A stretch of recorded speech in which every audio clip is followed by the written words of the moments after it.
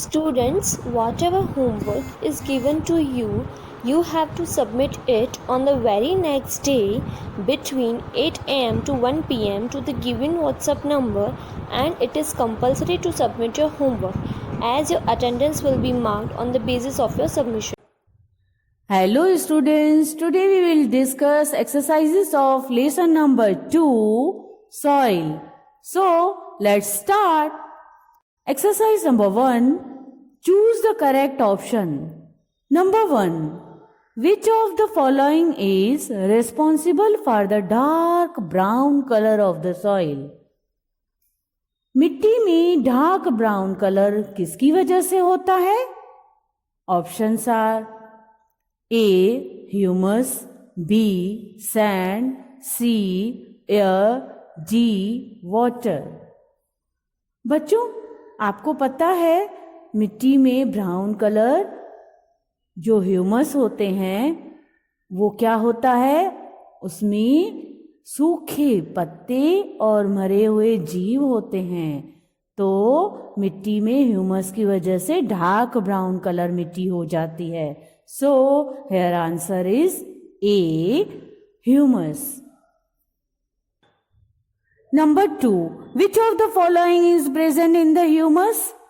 Humus में क्या मौजूद होता है?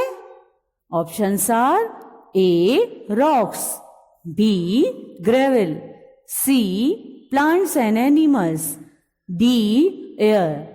बच्चों, हमने लेसन में भी एक्सप्लेन किया था कि ह्यूमस में प्लांट्स और एनिमल्स मौजूद होते हैं। So here answer is C, plants and animals. तो हम लोग सी, प्लांट्स और एनिमल्स को टिक करेंगे। Number 3, which of the following types of soil is use for making pots and toys? खिलौने और गमले बनाने के लिए कौन सी मिट्टी का उपयोग किया जाता है? Options are A, loamy, B, clay, C, sandy, D, gravel soil. Yes, answer is clay. Lesson में एक्सप्लेन किया था ना, clay soil में से पॉट्स और टॉयज बनाए जाते हैं। तो हम लोग B, clay को टिक करेंगे। Number 4, which of these horizons contains small pieces of rocks with cracks and gaps? इनमें से कौन से होरिजन में छोटे पत्थरों में गैप और क्रैक्स होता है? मतलब छोटे छोटे पत्थर होते हैं पर उन पत्थरों में गैप और क्रैक होता है। बच्चों, हमने फिगर में भी एक्सप्लेन किया था। ए, ऑर्गेनिक लेयर, बी, ए होरिजन, सी, बी होरिजन, डी, सी होरिजन। यस, आंसर डी, सी होरिजन को हम लोग टिक करेंगे। Number 5, which of the following layers of soil is made up of solid rocks? इनमें से कौन से मिट्टी के लेयर सॉलिड पत्थरों के बने हुए हैं? A, bedrock, B, subsoil, C, topsoil, D, organic layer. Here answer is A, bedrock. तो हम लोग A, bedrock को टिक करेंगे।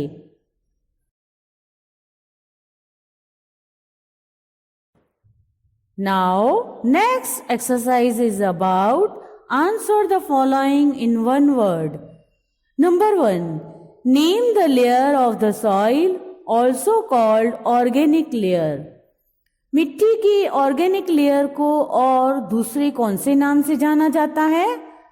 Answer is upper most layer, मतलब ऊपर वाला layer. Number 2, name the type of soil also called garden soil.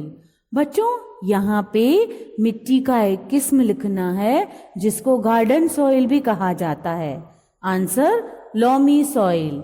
बच्चों, आपको मालूम है लोमी सॉइल मतलब जिस मिट्टी में एयर और वाटर होल्ड करने की कैपेसिटी ज्यादा हो उसको लोमी सॉइल बोलते हैं, मतलब गार्डन सॉइल भी बोलते हैं। Okay. Number 3, Name the type of soil found on the seashores.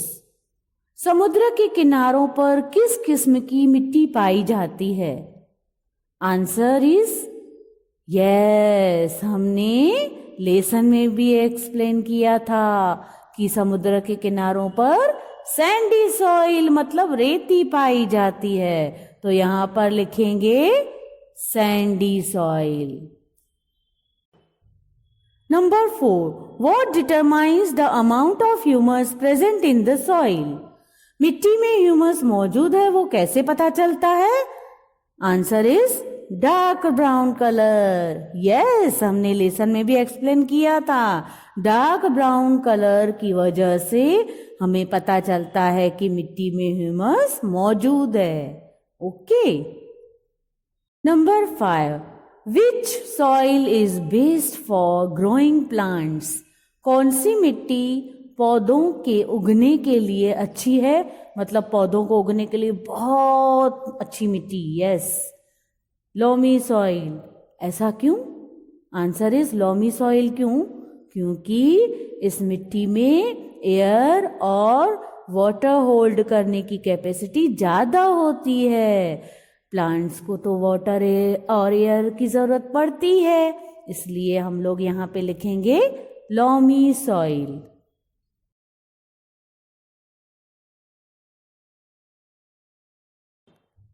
Now, third exercise is about fill in the blanks by using the words from help box. बच्चों, यहाँ पे एक बॉक्स दिया गया है जो आपको हेल्प करेगा ब्लैंक्स भरने में। नाउ सबसे पहले हम लोग ये बॉक्स को समझें। रूट्स मतलब जड़ें, मिनरल्स मतलब खनिज पदार्थ, हॉरिजन्स मतलब सीमा या एक लेयर बोले। ह्यूमस मतलब जिस मिट्टी में सड़े हुए जानवर मतलब छोटे छोटे जीव और सूखे पत्ते हों, जो ब्राउन कलर की मिट्टी होती है उसको बोलते हैं ह्यूमस। और लास्ट ग्रेन्स मतलब अनाज। Number 1, soils contain different types of dash and minerals. Soil में अलग अलग तरह के खनिज पदार्थ और ग्रेन्स होते हैं, तो यहाँ पे हम लोग आंसर लिखेंगे grains. Soil contain different types of grains and minerals. Number 2, soil is made up of layers also called dash. Soil layers की बनी हुई होती है और उसको और क्या बोलते हैं? Yes, horizons. तो यहाँ पे हम लोग लिखेंगे horizons. Soil is made up of layers also called horizons. Number 3, the sub soil contains less dash but more minerals. सब सॉइल में ज्यादा खनिज पदार्थ होते हैं पर क्या कम होता है? यस, ह्यूमस कम होता है। तो यहाँ पे हम लोग लिखेंगे the sub soil contains less humus but more minerals. पता है ऐसा क्यों होता है? क्योंकि वो सब सॉइल ऊपर टॉप सॉइल के नीचे होती है। टॉप सॉइल ऊपर होती है और सब सॉइल नीचे होती है, और टॉप सॉइल में तो ह्यूमस रह जाता है और मिनरल्स पानी की वजह से थोड़े नीचे चले जाते हैं, इसीलिए ही सब सॉइल में ह्यूमस कम होते हैं। Number 4, plants absorb water and minerals from soil through dash. मिट्टी में से मिनरल्स मतलब खनिज पदार्थ और पानी प्लांट्स किसके थ्रू एब्जॉर्ब करते हैं? यस, रूट्स के through. So here answer is roots. Plants absorb water and minerals from soil through roots. Number 5, requirement of dash varies from crop to crop. बच्चों, हमने लेसन में भी एक्सप्लेन किया था कि अलग अलग क्रॉप्स के लिए अलग अलग मिट्टी की जरूरत पड़ती है और अलग अलग मिट्टी में अलग अलग मात्रा में खनिज पदार्थ होते हैं। यहाँ पे खनिज पदार्थ मतलब मिनरल्स। तो अलग अलग क्रॉप के लिए भी अलग अलग मिनरल्स की जरूरत पड़ेगी।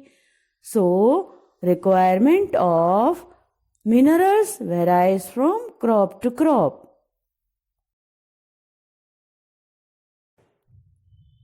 Now, write short answers. Number 1. What does the soil contain? Soil में क्या क्या होता है? Answer is, the soil is a mixture of clay, sand, humus and gravel. Soil में चिकनी मिट्टी, रेती, ह्यूमस और कंकर होते हैं। Number 2. What are the names of the 3 layers of soil? Soil के जो 3 लेयर्स होते हैं उनके नेम दीजिए। Answer is A horizon, B horizon, C horizon and bedrock. Number 3. Which type of soil holds lot of air and why? कौन सी soil में ज़्यादा हवा पकड़े रखने की कैपेसिटी होती है? उस सॉइल का नाम लिखना है और क्यों। Answer is sandy soil is very fine and loose. It consists of lot of air space, so sandy soil holds lot of air. Sandy soil में बहुत जगह होती है, वो लूज होती है और फाइन होती है और उसमें हवा का स्पेस भी ज़्यादा होता है, इसीलिए ही सैंडी सॉइल में हवा ज़्यादा पकड़े रखने की कैपेसिटी होती है. Number 4. What is also known as friends of farmers? बच्चों, फार्मर्स के दोस्त किसको बोला जाता है? Answer is earthworms are known as friends of farmers as they make a burrow in the soil and in the process upturn it and make it good for plant growth. बच्चों, earthworms को farmers का friend माना जाता है. क्यों?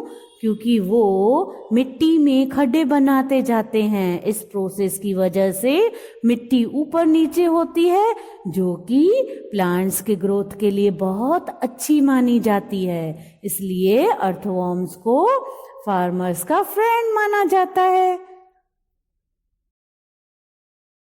Now, next exercise is about answer the following questions. Number 1, 2, 3, 4. बच्चों ये omit है. Number 5. What are the various uses of soil? Soil के कौन से अलग अलग उपयोग हैं?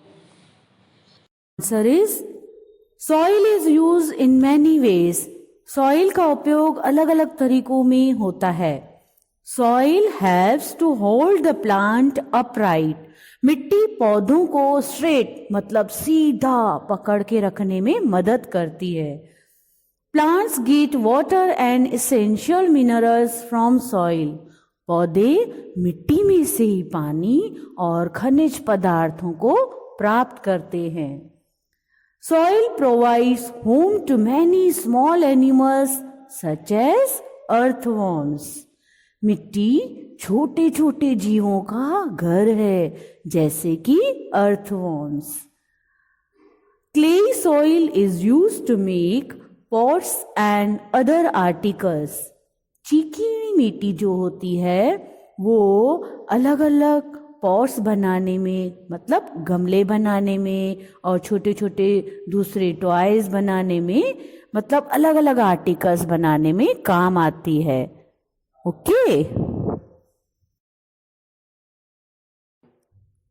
पेज नंबर 165 पे बच्चों एक एक्टिविटी दी हुई है, वो आपको घर पे पेरेंट की हेल्प लेकर करनी है.